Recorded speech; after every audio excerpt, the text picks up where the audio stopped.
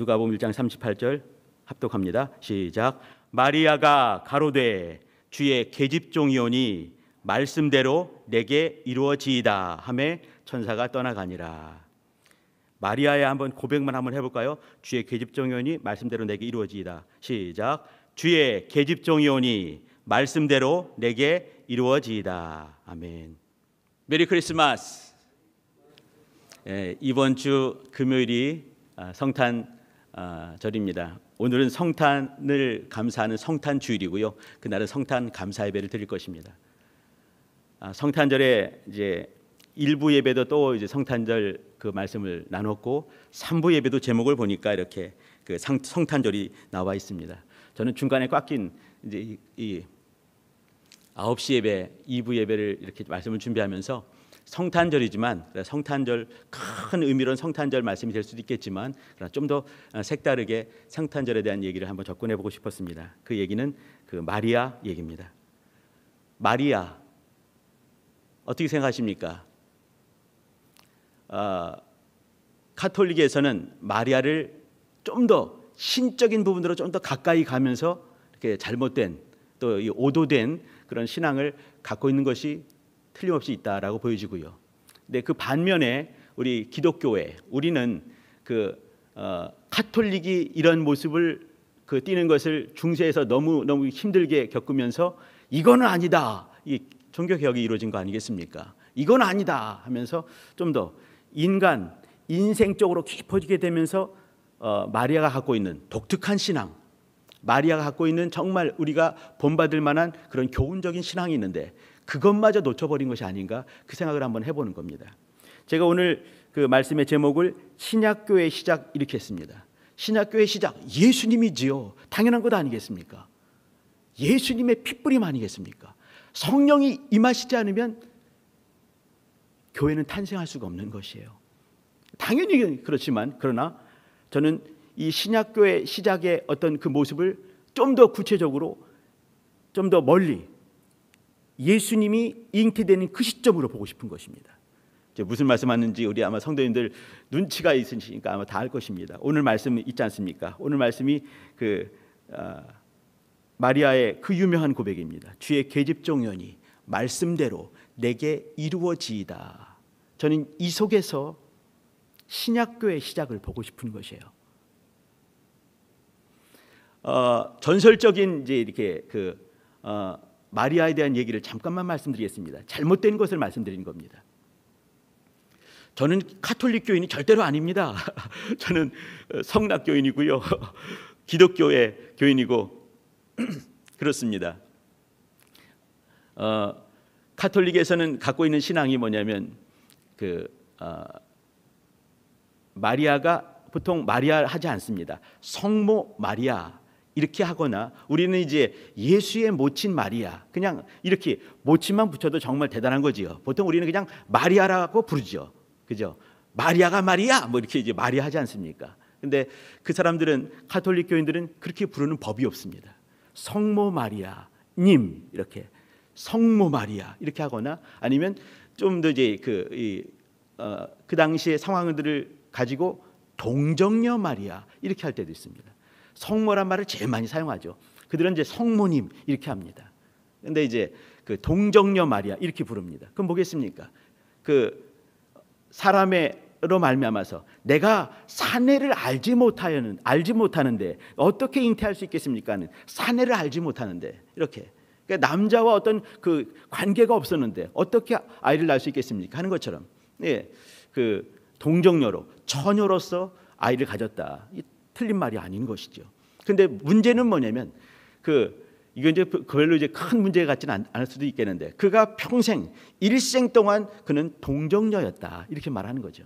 그럼 우리 눈이 동그래질 겁니다. 아니 그러면 야고보 요셉 유다 시몬은 어떻게 된 것인가? 또 그 자매들도 많다고 했는데 그 딸내미 아들내미들 어떻게 낳았단 말인가? 그걸 또 이제 카톨릭에서는 그거는 요셉이 그 마리아와 결혼하기 전에 전처 그러니까 이제 마리아가 후처란 얘기지요. 전처의 소생일 것이다. 혹은 또 그렇지 않다면 이 예수님의 그 사촌들로 볼 수 있다라고 이제 이렇게 좀 구차한 별명을 하고 있습니다. 아무튼 이게 동정녀 마리아였는데 동정녀로서 아이를 예수님을 수태한 것은 맞지만 그러나 이후까지는 그건 우리가 알 바가 아니지요. 근데 중요한 것은 아니지만 이제 동정녀 마리아로 시작을 합니다.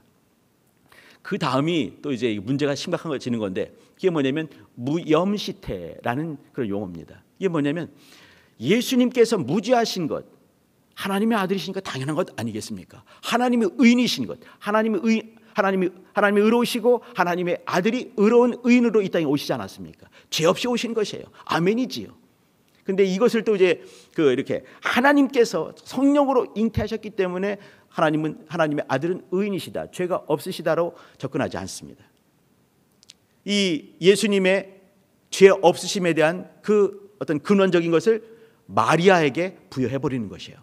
그러니까 하는 얘기가 뭐냐면 마리아는 흠이 없는 가운데, 죄가 없는 가운데 예수님을 잉태했다고 이렇게 어거지를 피는 것이지요. 우리는 그걸 못 참는 것 아니겠습니까? 그건 아니라고 보는 거죠.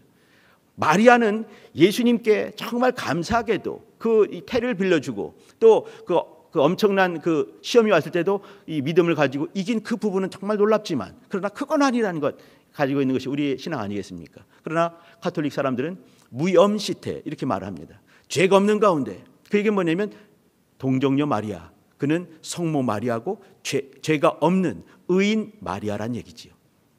그러면서 사실 이제 이 마리아가 점점 신적인 권위, 신적인 그런 지위까지 갖게 되는 것입니다. 급기야는 이제 이렇게 최근이라는 것은 이제 사실 긴 시간은 아닙니다.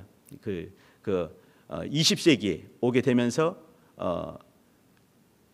성모 승천설 이런 말이 나오게 되는 거죠. 이걸 또 이제 이렇게 바티칸에서 이제 공개해 버립니다. 교황이 말을 하는 거죠. 교황이 말하는 순간에는 성경과 동일한 권위를 갖게 됩니다. 그 동정녀 마리아, 성모 마리아, 또 무염시태한 그 마리아, 의인 마리아는 죽지 않고 승천했다. 이렇게 되는 거죠. 그럼 뭐가 되겠습니까? 정말 황모가 되는 거예요. 신의 엄마가 되는 거죠. 이 때문에 신학적인 용어로 테오토코스 이렇게 말합니다. 테오스 아시지요? 테오스 신 아니겠습니까? 토코스 엄마입니다. 어머니입니다. 이게 뭐겠습니까? 신의 엄마, 황모 이런 말이죠. 이게 이제 마리아를 신의 엄마, 테오토코스 이렇게 말하기도 합니다. 무염시태, 또 성모 승천설 이것들이 최근까지 막 만들어지고 있어요. 이제 카톨릭도 요즘은 이제 이렇게 이건 아닌 것 같다 이런 사람들이 가끔 등장하는 것 같습니다. 1962년에 바티칸 제2공회 세계 회의가 20차가 있었는데 그때 이제 그때부터 좀 이렇게 신적인 권위를 조금씩 이제 축소하는 경향이 없지 않아 있지만 그러나 여전히 그런 건 똑같습니다. 제가 2020년 12월 20일 언제겠습니까? 오늘입니다. 오늘자 카톨릭 신문 15면에 말씀 묵상 오늘 우리가 나누는 말씀인데요. 말씀대로 내게 이루어지이다라는 가지고 어떤 분이 칼럼을 쓴 거예요. 오늘자입니다. 한번 제가 읽어드릴게요. 그 부분 한 부분이에요. 말씀 안에 계시는 이건 카톨릭교회 신문에 나온 걸 읽어드리는 겁니다. 말씀 안에 계시는 천주의 성모님에 대한 신심 없이 아버지께로 가는 길이요 진리요 생명이신 구세주 그리스도를 따를 수 없습니다. 우리는 그리스도의 어머니, 그들의 고백이에요. 은총의 어머니, 교회의 어머니, 평화의 모후이신 성모님을 사랑합니다. 이게 이제 그들이 오늘자 말씀 묵상에 또 오늘 이 주제를 가지고 이제 크리스마스 주일 미사를 한 다음에 보는 신문에 나와 있는 그 내용입니다. 여전히 그들은 말이죠. 카톨릭은 이렇게 성모를 신앙하는 그런 모습이 있습니다. 이건 아니란 얘기죠. 그들이 갖고 있는 성경에 얼마나 많은 구절들이 있겠습니까? 그 중에 최고의 순종의 성경 구절을 어디로 보는지 아시겠습니까? 오늘 말씀입니다. 오늘 말씀 이렇게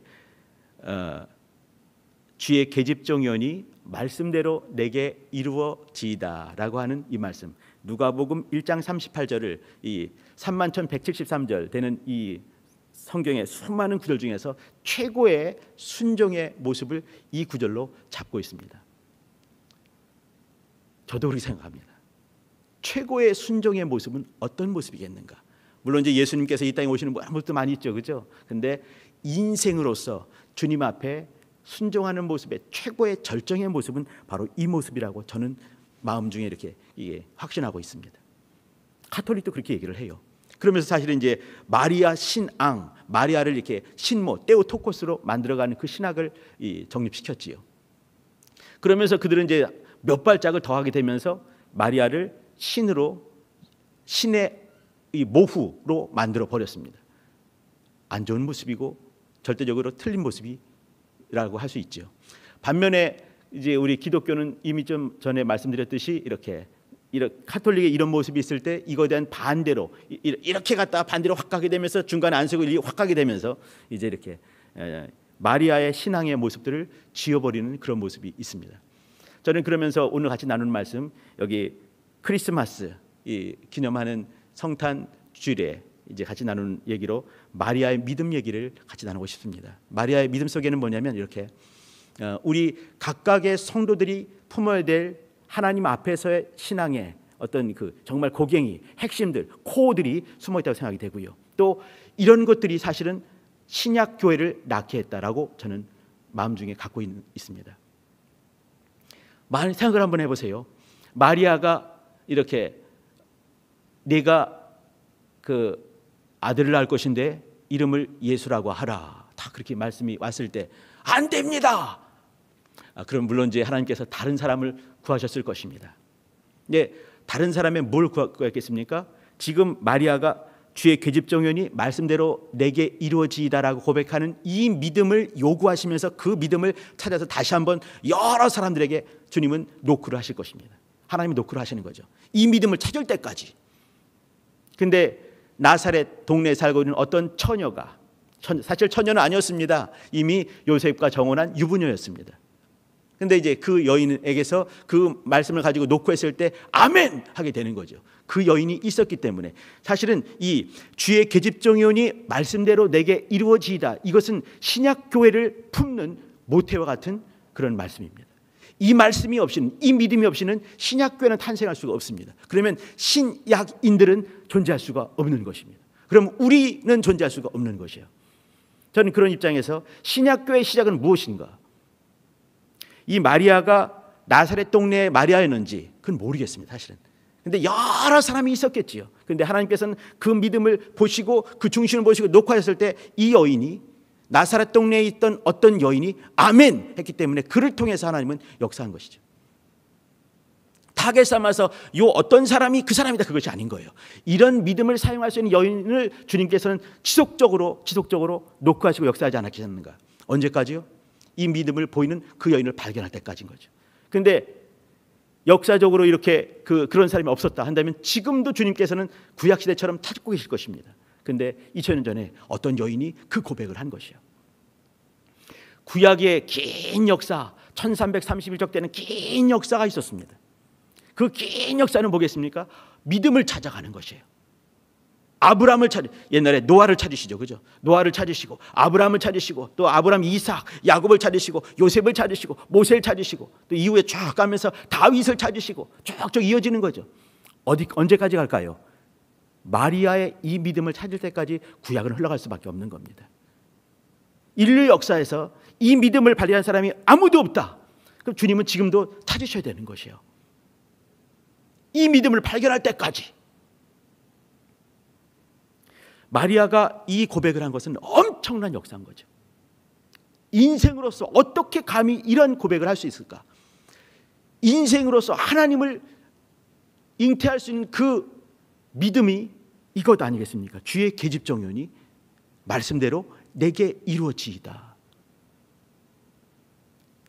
이 믿음은 신약교회를 탄생한 것이고요, 신약의 믿음을 보여준 것이고요. 스탠리 하우어스라는 그 신학자가 있는데 그분이 이제 예수님의 십자가라는 책에서 이렇게 말했습니다. 새로운 창조가 있고 새로운 창조의 첫 번째 열매가 있는데 그것은 바로 마리아였다, 이렇게 말했습니다. 그거는 맞다고 생각합니다. 구약에 그 인류 온 세상에 첫 창조가 있었지요. 그 다음에 구약 광야 교회를 창조케 하는 아브라함의 믿음이 있었습니다. 우리 성도님들 아브라함 믿음 아시죠? 이삭을 데리고 모리아 땅으로 가서 번제물로 드려라 했을 때 그 아이를 데리고 가는 그 믿음, 이건 엄청난 것 아니겠습니까? 하나님께서는 그 믿음을 찾으시면서 아브라함 때까지 온 거예요.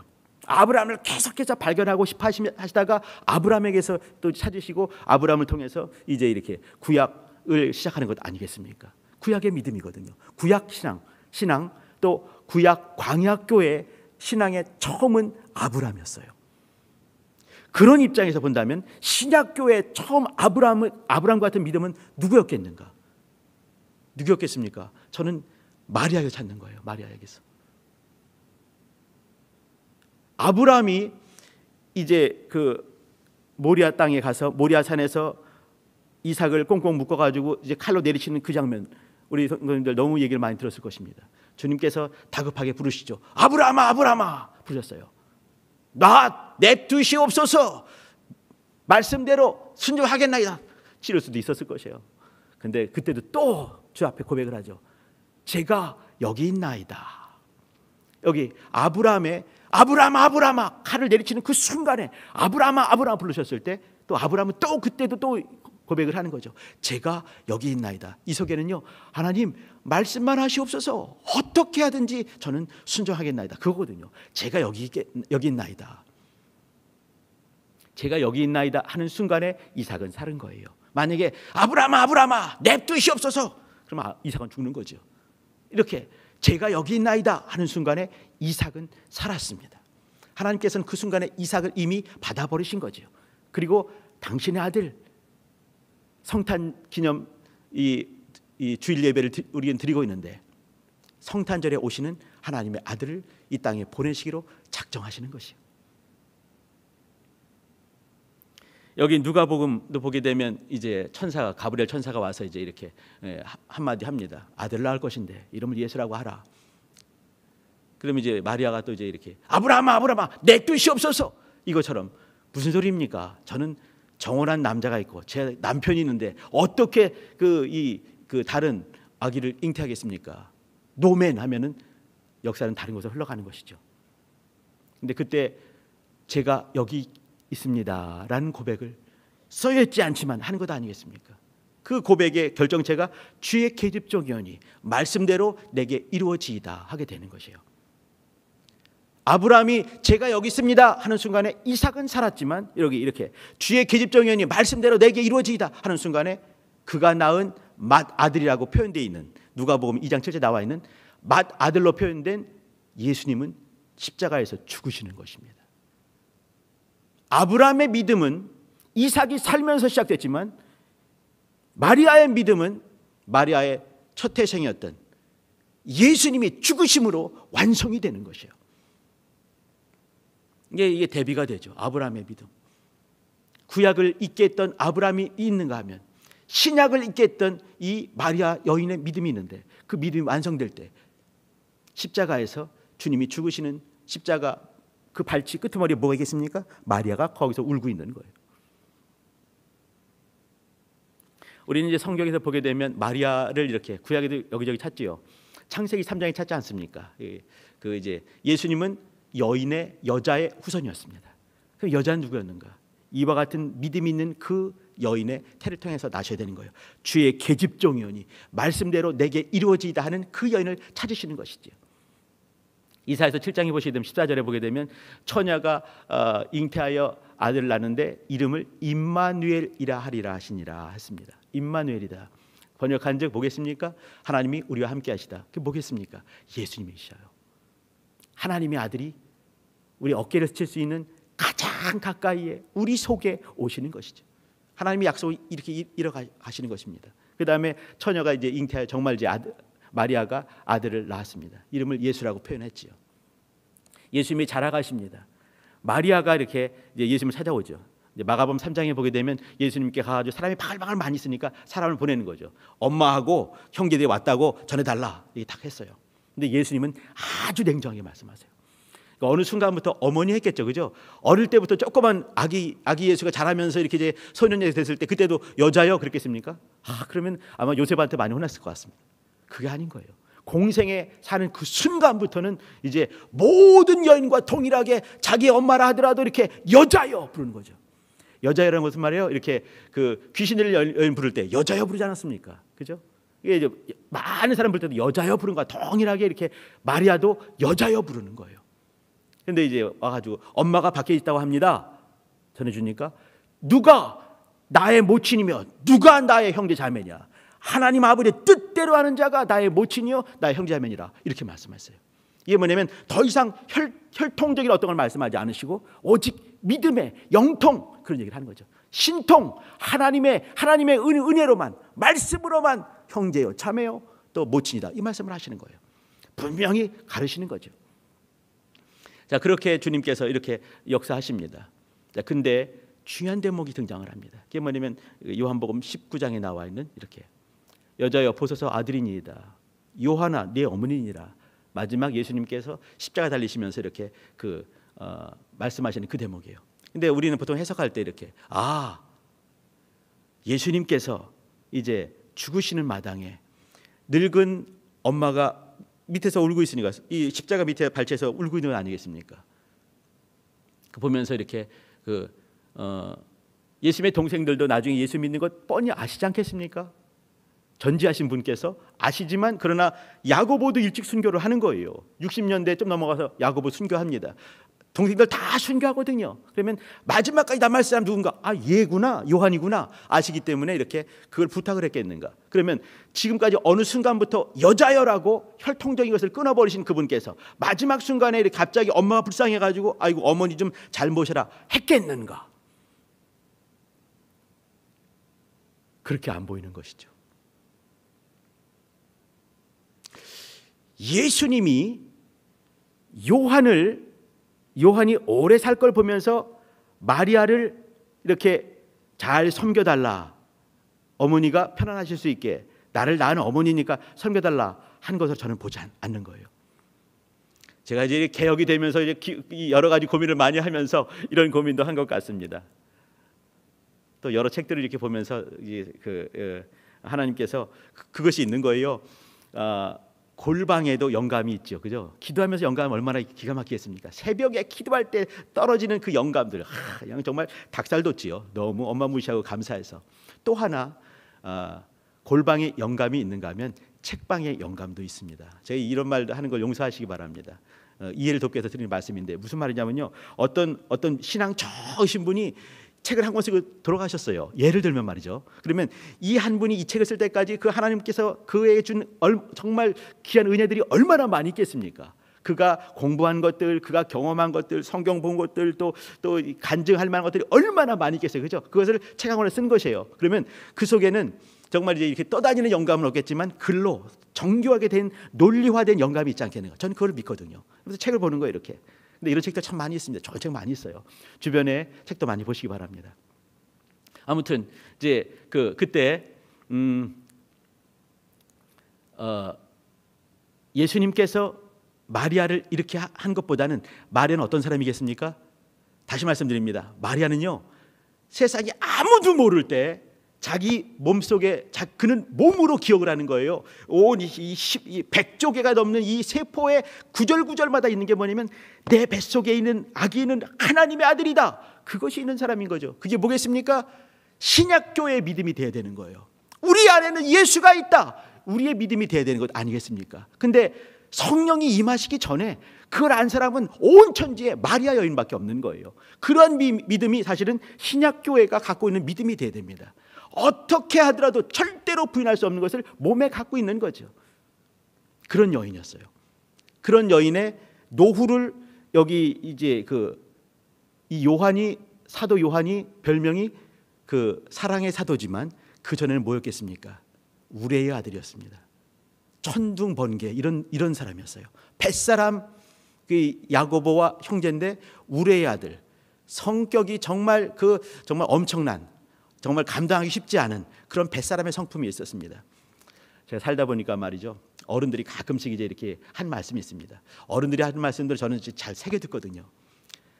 사람은 고쳐 쓰는 법이 아니란다. 이렇게 말씀하셨어요. 절망이죠, 그죠? 인생들을 회개하기 쉽지 않다라는 것을 말하는 거 아니겠습니까? 고쳐 쓰는 거 아니다. 그 성격 어디 가지 않는다. 이렇게 말씀하시거든요. 어느 순간 정말 예수를 깊이 알고 충만할 때는 그걸 유지할 수 있지만 그렇지 않으면 바로 확 가버리는 거죠. 경험해보지 않습니까, 우리 성도님들? 저도 많이 알아요. 제 속에 그런 게 엄청나게 많이 있거든요. 갑자기 그냥 빽 소리 지르고 막 이렇게 갑자기 입쭉 내밀고 삐져버리고, 그게 인생의 모습이에요. 사람 고쳐 쓰는 법 아니란다. 근데 요한은 우레의 아들이었습니다. 근데 그 우레의 아들이 끝끝내 사랑의 사도로 남아 있으면서 그의 형은 일찌감치 첫 번째 순교한 사도가 됐지만, 야고보 말이죠. 사도 중에 첫 번째 순교하지 않았습니까? 사도행전 12장에. 근데 그는 마지막까지 100살 될 때까지 살아 있으면서 정말 사랑을 끝끝내 이렇게 행하면서 이 유명한 서신 요한 1, 2, 3서, 요한의 계시록, 요한의 복음을 쓴 사람이 됐습니다. 저는 이제 그 생각하면서 사람 고쳐 쓰는 법 아니란다. 그러면 불쑥불쑥 충만했던 요한이라 하더라도 100사람 기절 나올 수 있지 않겠는가? 근데 그 옆에는 항상 누가 있었나요? 마리아가 있는 거예요. 신약교회의 시작 같은 그 믿음을 가진 그 여인이 있는 거죠. 저는 요한 복음을, 기가 막힌 요한 복음을 쓰고 요한의 계시록을 그 반모섬에서 그걸 다 보고 쓰고, 그때는 이미 이제 마리아는 없을 수도 있죠. 근데 그 일생 동안에, 그가 사는 동안에 옆에 누가 있냐면 마리아가 있는 거예요. 예수님을 직접 잉태했던 그 여인이, 신약교회적인 그런 믿음을 갖고 있는 사람이 주여 주님의 계집종연이 말씀대로 내게 이루어지기 원합니다라고 고백했던 그 여인이 항상 거기에 있는 거예요. 예수님이 계신 것처럼. 그러면서 요한은 요한이 됐다고 저는 확신합니다. 아무튼 이제 이렇게 저는 그 속에서, 요한 속에서 저를 집어넣고 싶은 거예요. 사랑의 사도 요한이 아니라 지랄 맞은 성격을 갖고 있는 우리의 아들이라고 그 불려지는 그 뱃사람, 그 거칠기 짝이 없는 그 요한, 그 속에 제가 있는 것이죠.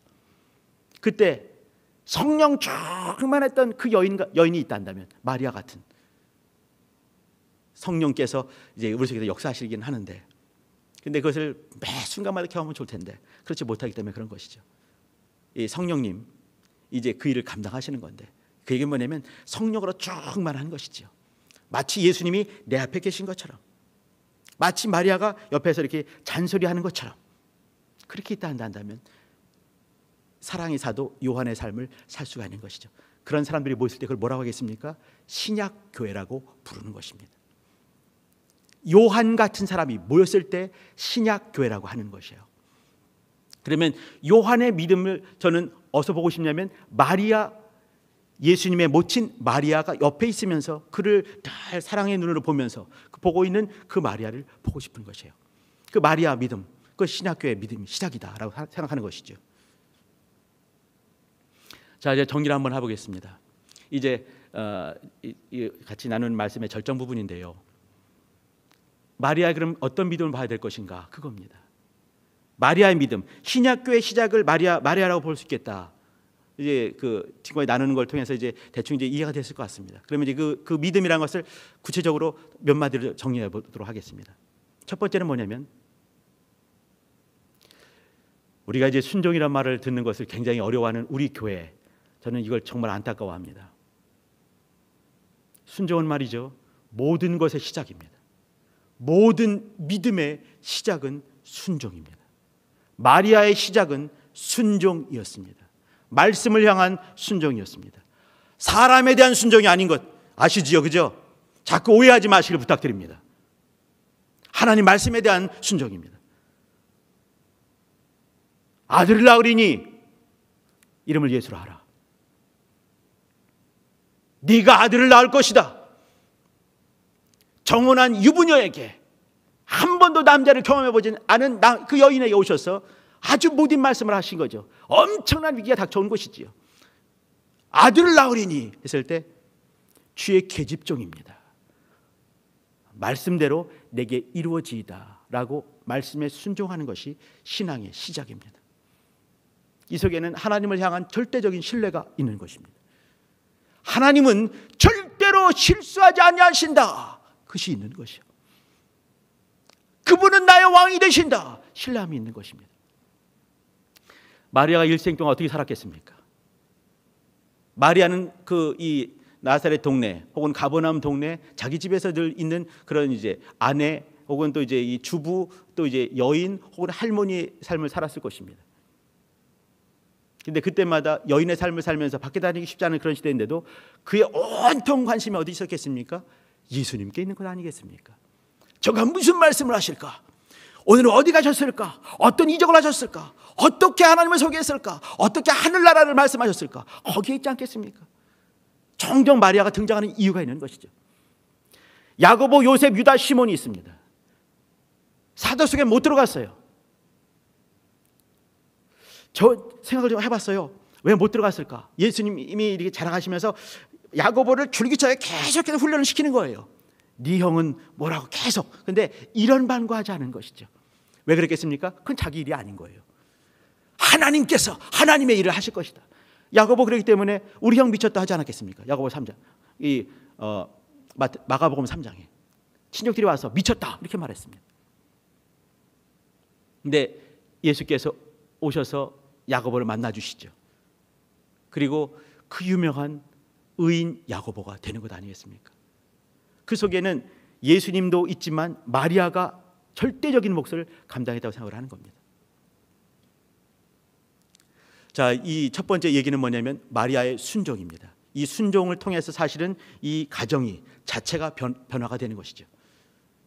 그 시작은 뭐냐면 모든 순간에 말씀을 향한 주의 계집종연이 말씀대로 내게 이루어지이다 했던 그것이 있다. 순종. 하나님에 대한 절대적인 신뢰, 순종이 있다. 모든 순간에 어디 있든지 하나님께 예수님께 관심이 가 있는 것이지요.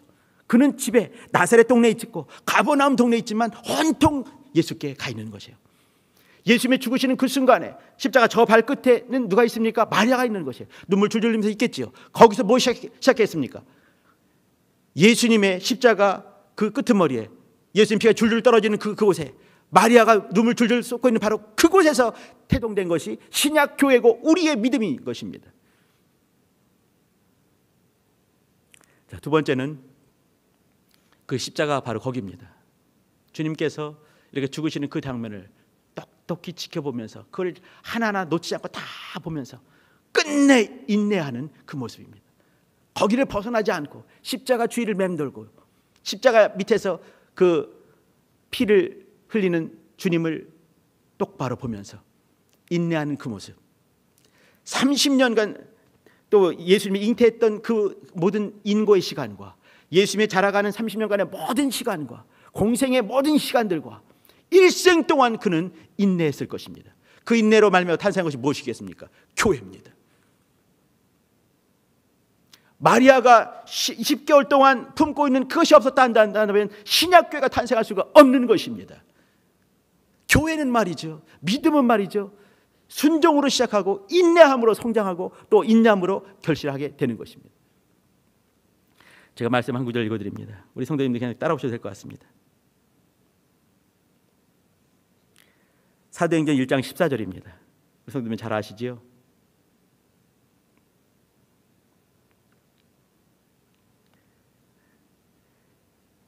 여자들과 예수의 모친 마리아와 예수의 아우들로 더불어 마음을 같이하여 전혀 기도에 힘쓰니라 이렇게 했습니다.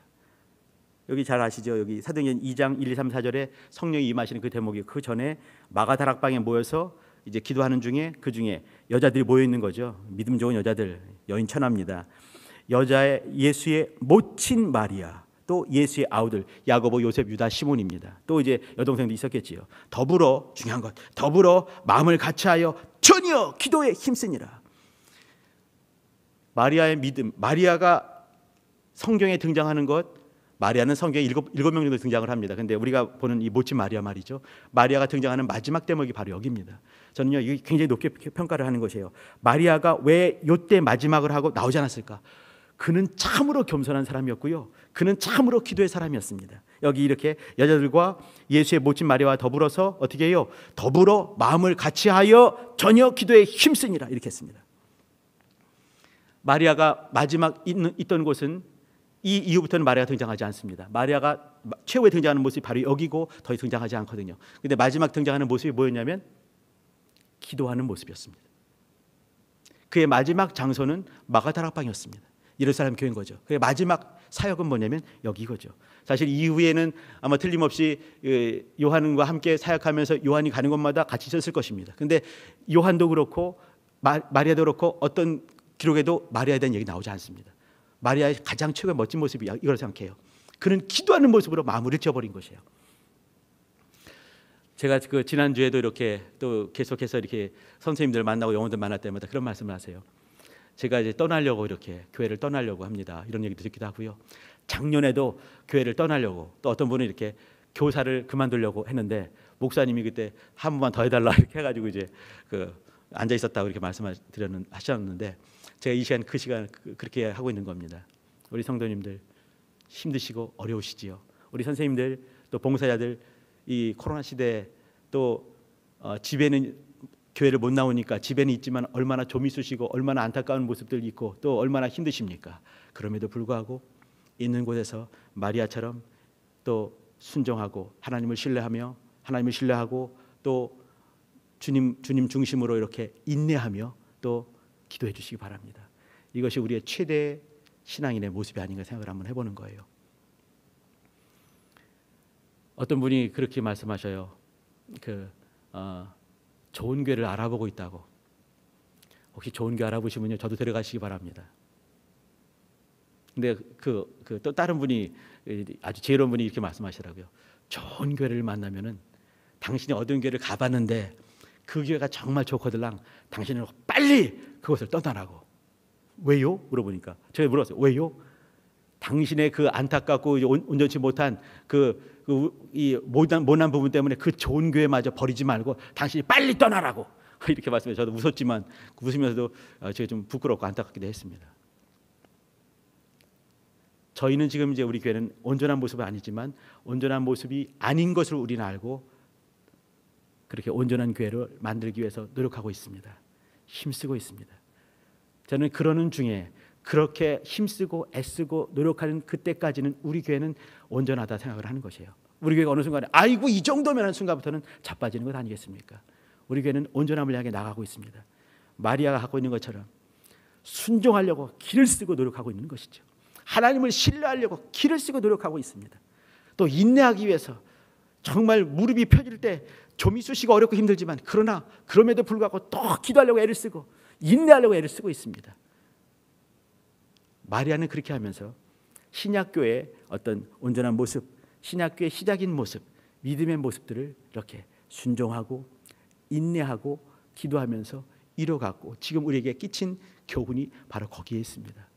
금년 오늘 지나면 이제 다음 주 한 주 남았습니다. 요 이제 연말과 연초에 진짜 필요한 것이 너무 뻔한 얘기지만 또다시 들 수밖에 없는데 그것은 뭐냐면 인내하는 것과 또 순종하는 것과 정말 필요한 것 기도하는 것이 아닌가 생각을 한번 해봅니다. 가장 어려울 때 신약교회가 탄생하는 그 시점에 전혀 기도에 힘쓰니라 하면서 신약교회가 탄생을 했습니다. 우리는 주의 몸된 교회, 온전한 몸된 교회, 개혁교회가 되길 소망하고 개혁 성도가 되길 소망하는 그런 마음을 갖고 있습니다. 내가 개혁 성도가 될 때 우리 교회는 개혁교회가 될 것입니다. 주님이 기뻐하는 그 교회가 될 것입니다. 그러기 위해서는요, 하나님을 절대 신뢰하며 순종하는, 말씀을 절대 신뢰하며 순종하는 모습이 있어야 되고요. 그리고 그 말씀을 마리아가 잉태된 그 아기를 품고 10개월 동안 아무 말하지 않고 품어내는 것처럼 인내해야 될 것이고 또 기도할 때 탄생하게 되는 것입니다. 많은 회의가 절대적으로 필요합니다. 그러나 그 다음에는 반드시 기도가 필요한 것입니다. 초대교회는 많은 교회와 회의와 또 막 힘쓰며 싸우듯이 투쟁하면서 그렇게 탄생한 것이 절대 아닙니다. 순종하고 인내하고 기도하면서 탄생했고 그렇게 성장을 했습니다. 이 신학적인 대항하면서 쪼개진 것은 신학적인 어떤 이 파드가 나눠졌지만 그러나 기도는 그렇지 않습니다.